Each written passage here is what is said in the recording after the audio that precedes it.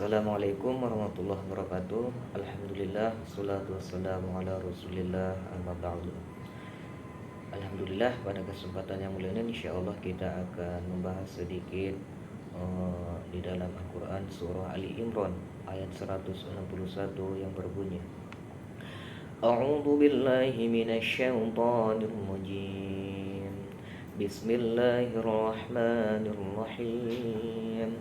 Wa ma kana linabiyyin an yaghul wa man yakdhul yati bima ghalla yawmal qiyamah thumma tuwaffa kullu nafsin ma kasabat wa hum la yuzlamun. Shadaqallahul adzim. Nah, di dalam ayat ini dijelaskan salah satunya yaitu tentang ayat korupsi. Di awal ayat ini, wa makana linabin ayyaghull, tidaklah mungkin seorang nabi itu berlaku curang. Di dalam ayat ini terdapat kalimat yaghulla dan yaghlul yang kita terjemahkan ke dalam bahasa Indonesia yaitu dengan kata curang. Di dalam kamus bahasa Arab, kata ini berasal dari kata ghalla yaghullu ghallan, yaitu seseorang mengambil barang sesuatu lalu memasukkan dengan sembunyi ke dalam kumpulan barang-barangnya yang lain. Kemudian dipakailah kalimat ini untuk orang yang mendapat harta rampasan perang atau ghanimah di zaman Rasulullah. Lalu sebelum barang itu dibagi dengan adil oleh kepala perang, terlebih dahulu disembunyikannya ke dalam penaruhannya, sehingga barang itu tidak masuk ke dalam pembahagian. Maka samalah keadaan itu dengan mencuri, karena menurut peraturan perang, harta rampasan itu dikumpulkan menjadi satu terlebih dahulu sehabis berperang, baik harta besar maupun yang kecil. Lalu kepala perang itu dibagikan menurut adilnya. Walaupun menurut kebijaksanaan, barang yang didapat oleh si fulan misalnya diserahkan pula kepadanya untuk dimilikinya sendiri. Tetapi terlebih dahulu hendaklah semuanya dijadikan hak Baitul Mal. Maka orang yang bersifat curang, gulul itu dipandang sebagai orang yang berkhianat.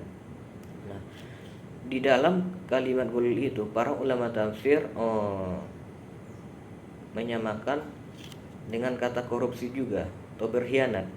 Misalnya menyuap pegawai negeri menerima suap, menyuap hakim, menyuap advokat, hakim dan advokat menerima suap, pegawai negeri menggelapkan uang atau membiarkan penggelapan.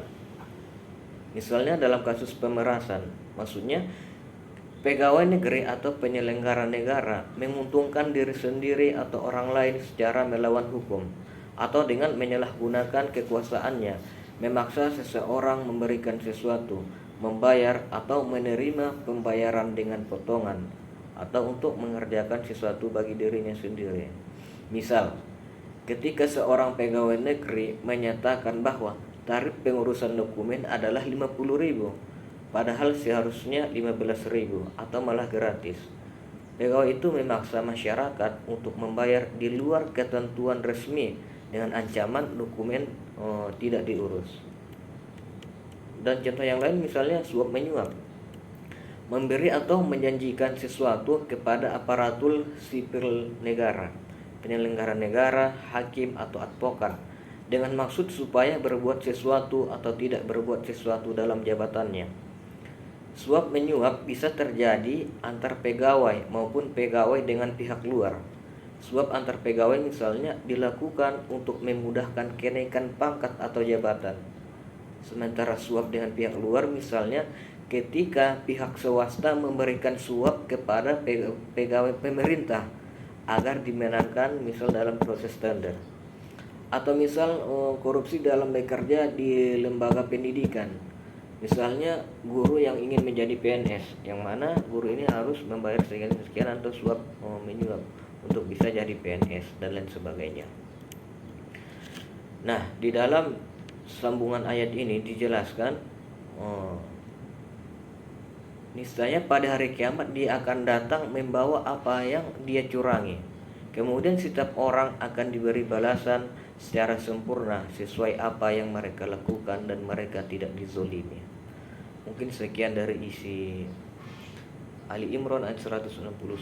Lebih dan kurangnya mohon maaf. Assalamualaikum warahmatullahi wabarakatuh.